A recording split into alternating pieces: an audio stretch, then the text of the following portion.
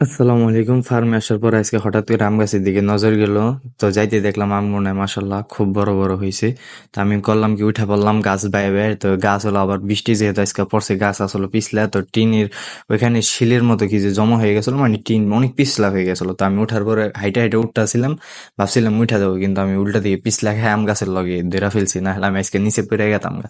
তারপরে কি একটা ঠাইল ফালদা ধরে ওই ঠাইল বাইরে বাইরে এই মাছ বরাবর আইছি, নাইলে নিচে থেকে মানে টিনের নিচে সাইড থেকে আমি লাগর পাইতেছিলাম না।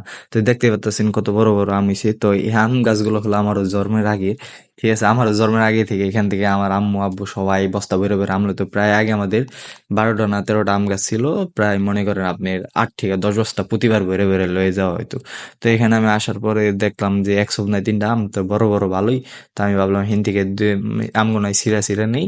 তো একটা ছিলাম, তো হিন থেকে আরেকটা সিরা কেবল হালাই দিতে লাগছে বিজ্ঞানী স্টাইলে হিন্দে। তো ভাবলাম এই আমটা এই সপ্তাহ বড় আছে, তো পাশে দেখলাম একটা ছোট আম। এই জন্য করলাম কি, এই ছোট আমটা এখান থেকে ছিঁড়ে লইলাম, কই তাহলে ওটা বড় হই, ঠিক আছে।